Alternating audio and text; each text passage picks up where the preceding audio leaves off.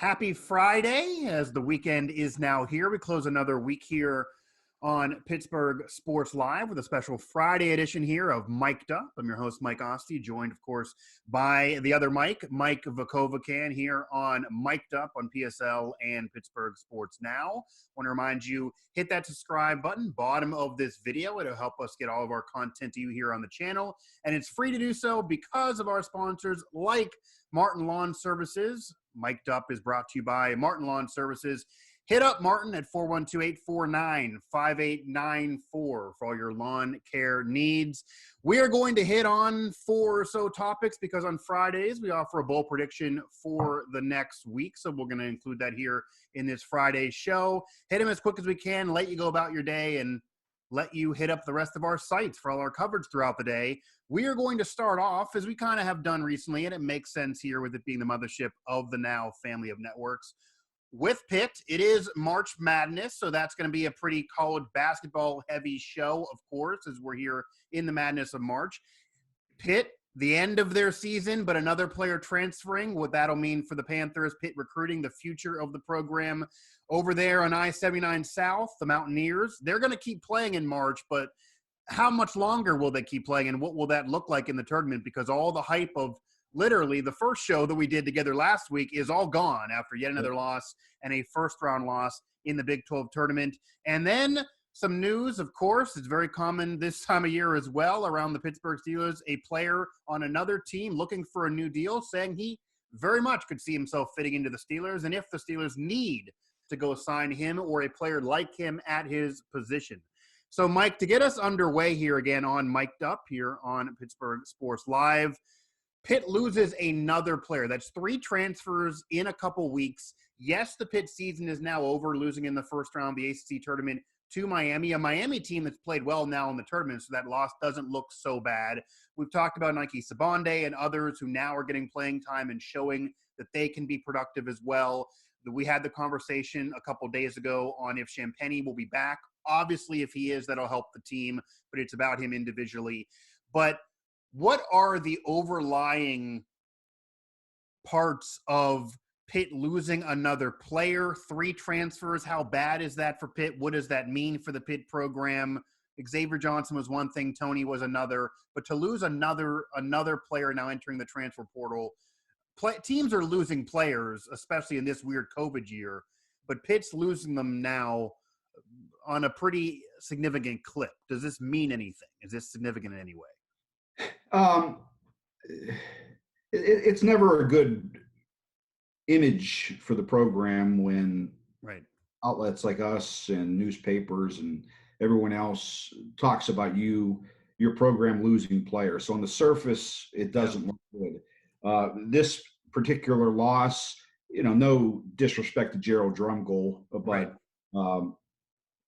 that's not going to be a loss at all. No, it's not like Xavier Johnson. Yeah. Although he came in, it's funny, he came in Jeff Capel's second recruiting class, and he was actually the highest rated player in that class over Champagnie.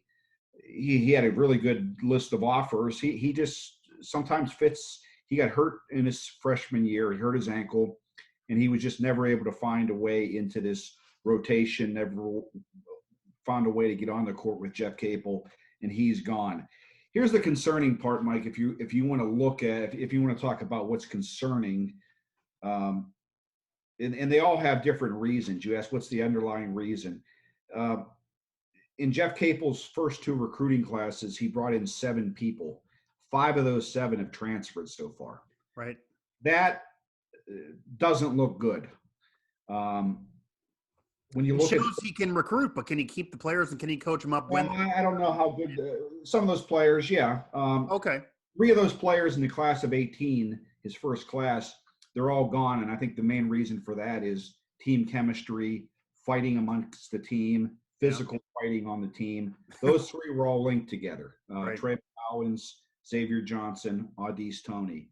Those were sort of all in the same. So it's not a surprise those guys gone. Those guys are gone. Ryan Murphy and Gerald Drumgold transferred out of here because of playing time, which happens at all programs. Right. Jeff Capel now is getting into the part of his tenure at Pitt where he can't keep losing players to a class. He needs to find a way to make it work with these guys, whatever the reason. And I think he has to do also a better job of a little bit of evaluation of players, because Gerald Drumgold didn't cut it here. Ryan Murphy, I don't know that he was a fit here. And there's some players that coming up that he recruited last year that I wouldn't be surprised if they decide to leave either, because they're not really getting playing time. So I don't think we've seen the end of this. I will say, though, that if you look at the transfer portal, it'll be a record amount of people. We're talking about over 500 to 1,000 kids transferring. Right. This isn't specific to Pitt. This is an epidemic in college sports. Kids just, I don't like the situation. Coach yells at me, whatever the reason. I'm going to leave. Right. That's a society problem, but it's over to Pitt. It's in the college sports now. It's definitely running rampant right now in college basketball, for sure, really in college athletics. And the other end of it, which we won't get to on this show, of course, is coaches leave these players all the time. Sometimes there's even been coaches who have left. You remember the Atlanta Falcons having a coach go to Arkansas the night of Monday Night Football, and how weird that was, with Petrino doing the pig suey in a press conference for the University of Arkansas when his Falcons team, the NFL, was about to play. Yeah. I mean, those things happen, and those players didn't get anything other than getting screwed over really the rest of that year. So this is kind of a give back to the players, from the players to even things out to the coaches. It's a topic for another day, but it's not a good look overall, but it's certainly not something that's just about Pitt. Mike Vukovcan, Mike Asti here on Mic'd Up, brought to you by Martin Lawn Services here on Pittsburgh Sports Live and, of course, Pittsburgh Sports Now. And what that means now for Pitt is the focus has to be for the future. And Jeff Capel's not going anywhere yet. He certainly still has hype around him. There's still a leash around him. We talked before about Heather Lyke and his relationship, but there is still a contingent among fans and media that they're going to give Jeff Capel some time, despite yet another season. Contract to 2027. Right. So this isn't, he's not like he's in jeopardy of being fired, but it is now about what he does off the court in terms of recruiting, which the reason why he got to Pitt, many thought he could be a great recruiter, talking about Coach K and what he learned. Well, it's now going to really be about what he can recruit to the future. And Pitt has 5 open scholarships right now. That could be 6, 7, and onward and upward. What does that mean for the Pitt program, and how important is this particular offseason? Because you cannot change COVID. You can't change all the players you're losing. You can't even change the end of the season and how poorly it ended. You can now affect and try to impact the future, which has to be the goal for Jeff Capel and Pitt. Yeah, that's the focus going to be now toward until the end of summer, till the fall when they start back up. They'll have summer workouts and stuff. But Pitt fans, I noticed the trend on message boards and on our site and everything else that they're very worried of the fact that they have no commitments in this year's class, despite now having 5 scholarships openings, and that's likely going to go up by, my guess would be, we're probably going to be losing, I hate that. Pitt's going to be losing, God, I hate that. 2 more players probably, at least 1, maybe 2. So you're probably looking at 7 open scholarships. And when you only have 13 scholarship players and you're looking to fill 7, right. Fans better get their programs next year to figure out. Right. Yeah. The only thing I would caution fans to not worry about is the fact that this, unlike any other year, this is going to be the way of the future now. I believe this. I've talked to a couple of recruiting guys. Yeah. I think a lot of coaches now, not a lot, but I think a fair amount of coaches and programs are going to start recruiting through transfers. Kind of like college football. That's been a big reason with grad transfers in college football. Exactly. With kids having the opportunity now that rule is going to be passed coming up here in the summer, where you're going to get 1 freebie. You're going to get 1 mulligan as far as being able to leave programs. I think that's the way coaches are going to go. I really do. And let's say Pitt has, let's be generous and say that they have 6 instead of 7. I wouldn't doubt that 4 or 5 of those open scholarships for Pitt comes through the transfer portal and not incoming freshmen. I think Jeff Capel knows, and he wants to win now. I was going to say that's more about now than the future, but the negative is, does that hurt the building of the program because you need to retool all the time? It depends. It depends what type of kid you're getting. If you're going to be getting a kid that's leaving a school after his freshman season, and remember last year was this non-scholarship season, so if you get a freshman or a sophomore, you could be getting them for 4 years. If you're picking up a sophomore that decides to leave, a freshman, you're going to have 3. So no, in the old days when you got transfers, you were getting them one for 1 year and one and done. I think Jeff's going to be looking to get players that have multiple years of eligibility, but also have some experience so that he can pop them into the lineup, and it's not a learn on the job demand for these players, because he wants to win, and I think in his mind I don't think he feels any pressure, but I know he's tired of losing, and he needs to get some experience to go with the players they have on the team. I also think that it's a positive for a program like Pitt, because a program like Pitt, a middle program in a major conference that normally is so deep with elite programs, a little bit down this year with Duke not being a contender, North Carolina being down as well, and Syracuse. But Pitt's not going to get the Kevin Durant or Carmelo Anthony one and done, look into the Hall of Fame immediately. Most programs are not going to get that type of player. But if Pitt and programs like Pitt can get players to come in who are more ready, but then going to be there for 2, 3, 4 years, maybe they can win some games against those one and dones, even if they're less talented, because they have the experience. Sometimes experience does win in tournament settings over a really talented, inexperienced kid that'll make a dumb mistake late in the game or something like that. Yeah, I think that's one of the reasons the program you're familiar with, Bob Huggins. Right. He's built his program for the most part at West Virginia on guys like that. And Javon Carter, he got him in the NBA doing that. Yeah, I'm a firm believer in that now. And that was something that Jamie Dixon, I know people criticized, and I was one of them. And now years later, I probably see why. He hated recruiting and Pitt fans would yell about why are we only getting, we're a top 10 program, top 5 program, and we're only getting 3-star recruits. That's what he wanted.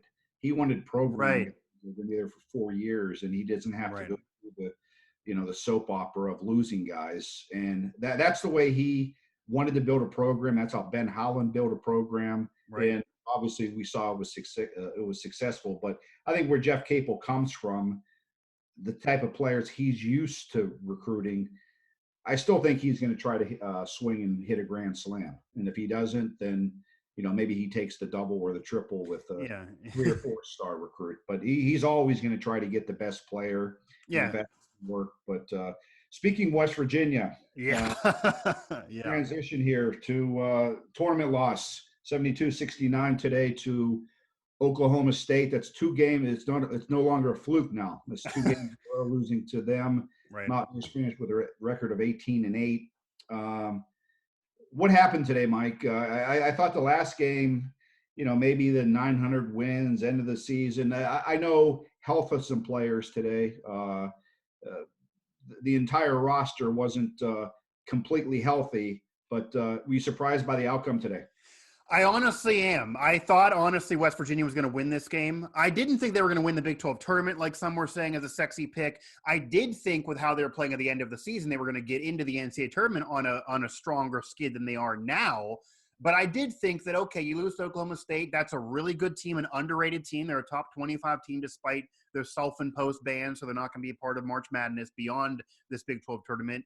And they lost the game without Chad Cunningham, so that kind of makes you wonder, how could you lose without their star? He did play in this game against Oklahoma, or for Oklahoma State against the Mountaineers in the first round of the Big 12 tournament. But I thought the Mountaineers would come back and get revenge. Once the game got underway, though, and Holly Rowe was reporting that Derek Culver, who's been a big part of the second half of the season, was playing sick.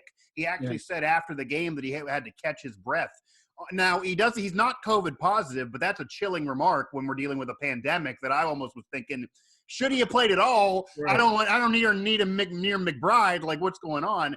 But he wasn't healthy. The weirdest thing this game showed me, and if you remember back on how the Mountaineers played prior to the turn of the new year, it was a very McBride-heavy team. I did a mic drop on McBride needing more national recognition. He was a player that was getting some locally to say he should get a consideration for Big 12 Player of the Year. He kind of puttered away from that, but he was the leading force offensively, kind of driving the offense, and Culver getting the rebounds, Oscar doing the same when he was in there with double-doubles. And they got away from that with Culver then being the focus, which became more successful and was a part of the winning streak, and also was part of McBride maybe not being healthy, which forced into that. He wasn't as efficient. In this game was back to how they played in December. It was McBride taking shots, leading the offense, kind of a Russell Westbrook style where I'm going to dribble it up, I'm going to make the decision, and I'm often going to take the shot too. He was more efficient in this game.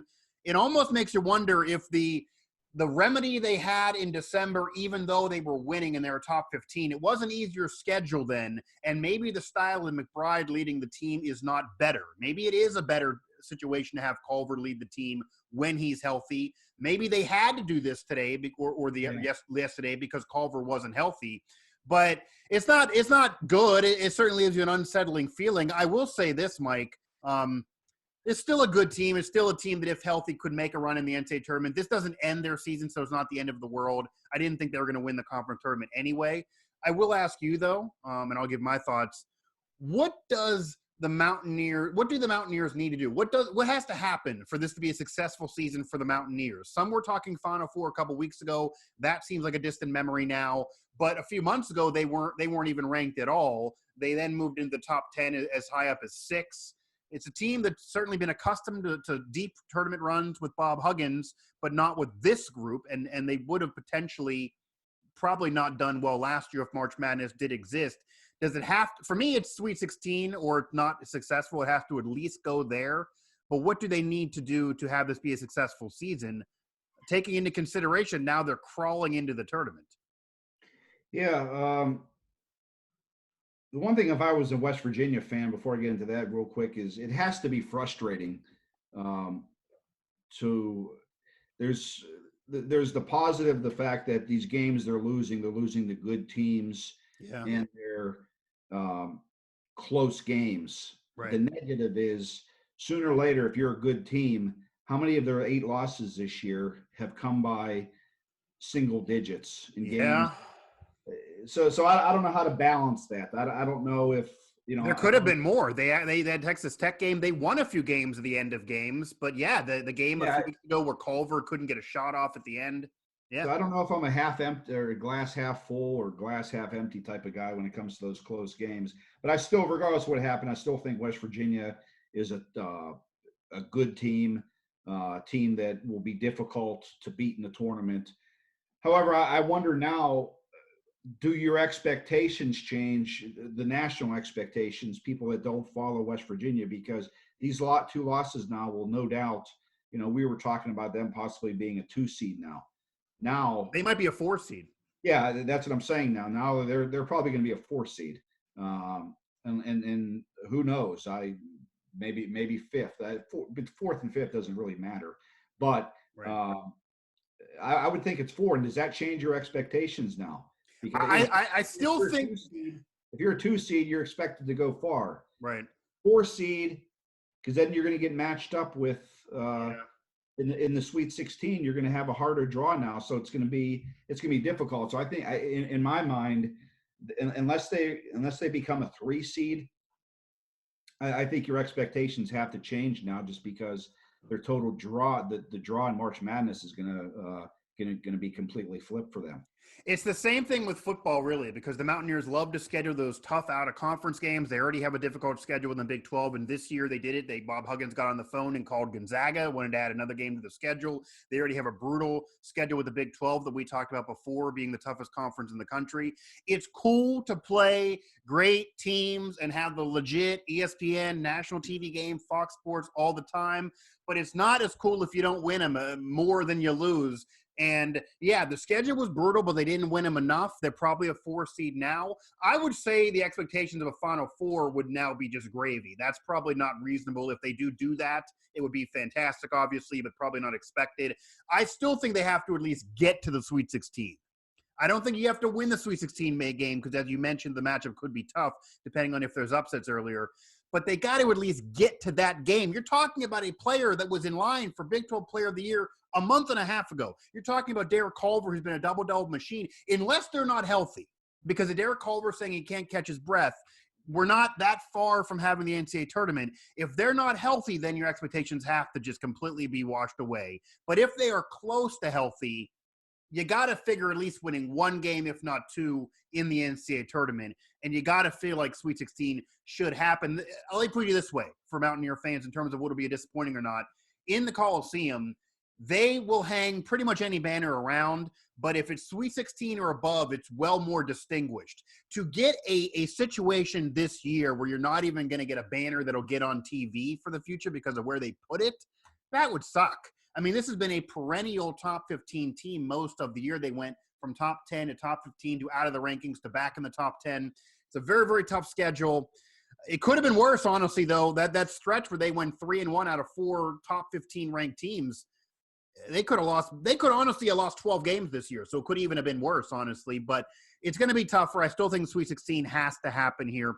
Mic'd up here, Mike Vukovcan, Mike Asti here. Martin Lawn Services is our sponsor here as we close off this week of morning shows here on Pittsburgh Sports Live. And we're going to close off. One thing, Mike, I'm going to bring it up, Martin's Lawn Service. Good news. I had a reader of the site, or actually reader of the site, but also watcher of the mic'd up, tell me that he called awesome Doug and his crew out at and they're getting a bid on a deck. Okay. Well, that's exactly what we want. That's what the sponsor wants. That's fantastic. It makes it worth his while. It made my day when he sent me that message. I said, hey, make sure he gives you the lowest bid and get a bid, and Doug will be happy. And then that's awesome. Yeah, that's awesome. That definitely makes us happy. So that's great to hear for sure. Again, Martin Lawn Services, 412-849-5894. For sure. As we close things off, the Steelers are a major focus right now, the offseason. And a Buffalo Bill receiver, John Brown, going on a Sirius XM radio show saying that he thinks he would fit into the Steelers' offense, into Matt Canada's offense in particular, which we've yet to see really fully get developed. We saw a little bit of it last year, but now him being the offensive coordinator, we should see more. He was talking to Dabo Swinney with Tomlin. We'll see what happens there. But most importantly for this conversation, number one, do the Steelers – we agree. We've talked about it before. I talked about it on my show. We've talked about it ad nauseum. I told you off the air, I'm going to be real excited when this decision is finally made so we can stop hearing about it every 20 seconds on Twitter. But Juju likely gone. It's still a deep receiver corpse, but it's a receiver corpse that kind of faltered at the end of last year and has their issues. They're not going to be a veteran group by any means. Number one, do the Steelers need to sign a veteran receiver like a John Brown? And then would John Brown be a nice low-risk, high-reward signing? He had a great year 2 years ago, fell off with Diggs coming into Buffalo as the number one now. But his production 2 years ago is not far from what Juju did this past season. He would command way less money, likely be less of a distraction off the field, I'd imagine. And maybe they still need that depth if they would lose a receiver. Well, the Steelers' salary cap situation has improved a lot over the last couple of weeks, and they actually look to be, with the salary cap being set yesterday or 2 days ago, they look to have a little bit of money to play with. If they can get him as a somebody that's not gonna, for a couple years, not a ton of money, I don't think he's a bad guy to have, just for the sense of Deontay Johnson has shown to be somewhat I don't want to tag him injury prone, but he gets injured. Yeah. I think he's injury prone. I think that's fair. Yeah, I don't want to tag, but I guess I should say that because he is. Yeah. We keep it real here. Yeah. Right. And then after that, they have a couple, they have Washington and Claypool. So right. They don't really have a veteran guy on this roster. The oldest guy now is going to be it's going to be Washington, right? It's going to be Washington in age. But what I also noticed, and this is what somebody brought up to me, and I did research, this would, going into this next season, so 2021, would be the first season the Pittsburgh Steelers have not had a receiver with at least 3 years of experience on the Steelers as a receiver in over 10 years. Yeah, and as you mentioned, a couple years ago, this guy, he was Josh Allen's top threat. And one thing he is able to do is go deep, and he can bring that element to the team. And yeah, I'd have no problem. Do they need him? I don't know if they need specifically him, but I think they could use, to your point, I think they could use a player that fits, that has his resume. And if he's able to work with the Steelers as far as money wise and realize their situation, then yeah, I'd have no problem bringing him in, as long as they're not thinking about giving him any sort of, crazy money. No, and he was under 500 yards receiving last year in half a season. He had over 1,000 yards receiving 2 years ago, 72 catches, over 1,000 yards when he was the number one to Josh Allen, again replaced last year by Diggs. I also think, Mike, and we've both been around media for long enough to know this, when a player is going on shows in which he's doing the media car wash to say, I would fit in here, I want to go here, this great player's over there, let me pair with him. That tells you he's desperate to land somewhere, and he's not going to have tons of chips, so he doesn't have the bargaining. Kevin Colbert and Mike Tomlin are, I'm sure, going to tell him, look, we like what you did a couple years ago. You could fit in with us. We're losing a guy. We'd love to sign you. But if you can't make this work for us, we'll get somebody else. Like, we're not desperate for you, John Brown. So it's going to have to be a low-risk, high-reward move. If they're going to lose Juju for money, they're not going to pay that money to somebody else who's not – let's put it this way. Juju's better than John Brown just player for player. But John Brown might give you similar production for much cheaper. I do think they do need to make a move in some respects. Maybe he'd be too expensive. You probably know his game a little bit better than I do, but our Ray McLeod, who they just signed yesterday to a 1-year deal, his game is speed. Yeah. Are him and Brown the same type of player, or are they different? Let me put it this way. I think they could be the same type of player. Brown has a lot more experience and a lot more credibility doing it as a receiver than Raymond McLeod does. Raymond McLeod making the team last year more as a returner. And while his return game was much better than, say, Ryan Switzer, it was still something to be desired. I think it's only being praised because Switzer was so bad 2 years ago. It wasn't that fantastic for McLeod.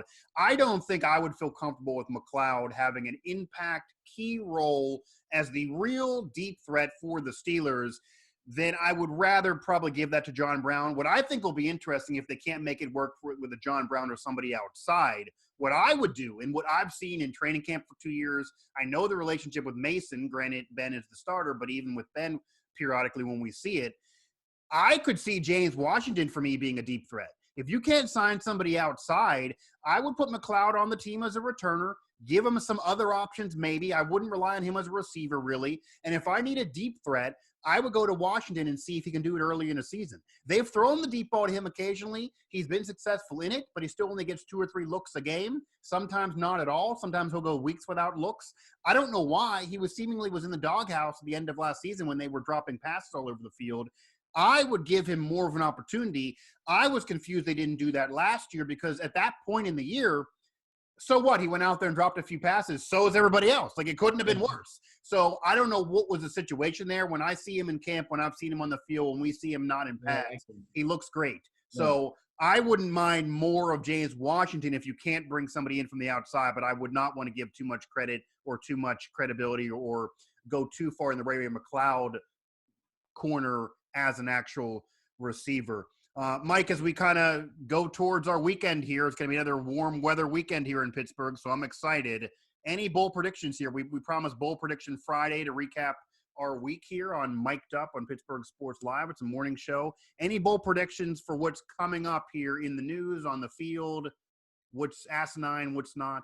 First of all, I was getting ready to give you a big pat on the back here with your Malkin prediction with 2 goals. He started off, won last night 5-2. Malkin got the first goal in the first period, and as soon as he scored that goal, I said, "Man, Mike's going to hit this one tonight." They scored 4 more goals, and of course, none of them were by Malkin. But I think his points, they're starting to come up, and he's been red hot. Yeah. I thought that 2-goal prediction was going to hit. I'm going to say that the Steelers are going to cut.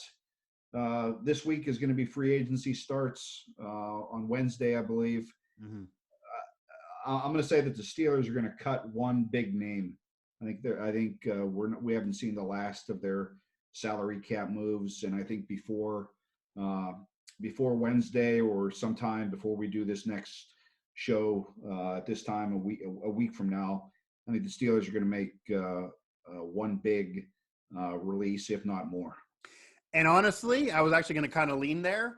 I'll even go one further. I think a player that I've had an interaction with that I actually love covering and that we talked about before, I think Joe Hayden's on the hook here. If he doesn't restructure, I think Joe Hayden might be that guy that he just made $15 million for him getting hurt all the time. And they're already going to probably be losing Hilton. I think Hayden's probably gone after this next week unless there's some news of him finagling that money. If he wants that cash, which could be his last deal in the NFL, so he might want it, then they're not going to, I don't think, keep him on this team. I would say another bold prediction for me, and it's going to be around the Steelers, that especially with free agency starting up, I think this time next week, James Conner, he's either going to tweet it to make it clear and cry about loving Pittsburgh, or maybe have signed with Miami or something like that. I think Juju's going to have to wait a while to get the money that he wants, but I think Conner's gone. I think we're not going to go into a week from today with Conner still being on the Steelers or in question. I think that's going to be pretty clear that he'll have some video or something will be done and some celebration. I think they'll handle it very classy. Pitt might do something too, because he's been so much around the area for so long and everyone knows his story.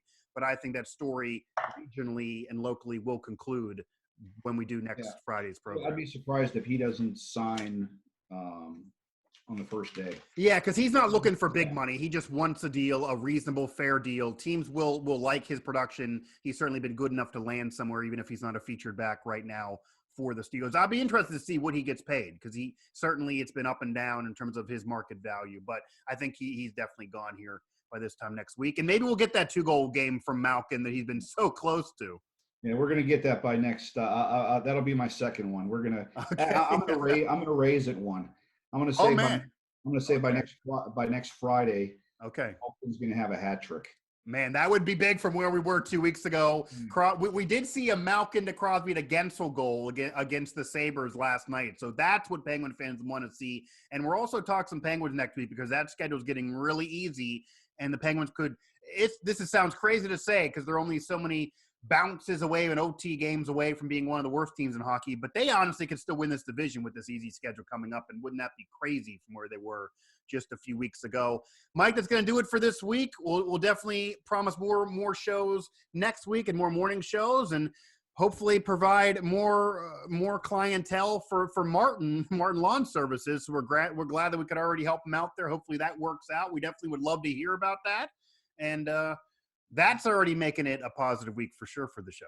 Yeah, and Monday, you and I know one topic we'll already have is we'll have our We'll have our March Madness predictions. We'll get our brackets out. Brackets come out on Sunday.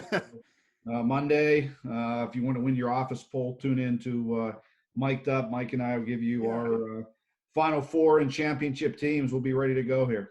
Yeah, and honestly, unless there's a major news with free agency still not yet started, that might maybe be the heavyweight of the show, because obviously going through those could take a while. So that might be the show. Office pool, get ready, coworkers, listen to us, and it'll take you far. And if not, we have the little disclaimer on the bottom of the show in the description that anything we say you cannot hold against us legally when you lose your money. Unless you win. Because we want you, and if you win cash, then call up Martin Lawn Services and take care of your lawn back there. Yeah. That does it for this week here on Mic'd Up. Thanks again to Martin Lawn Services. Hit him up there, 412-849-5894. For Mike Vukovcan, Pittsburgh Sports Now, Pittsburgh Sports Live. I'm Mike Asti. Enjoy your weekend. It's going to be a big one in the world of sports. And again, get those brackets ready as we're going to have a special bracket show as we hope to not bust your bracket Monday morning. But don't blame us no matter where that office pool takes you.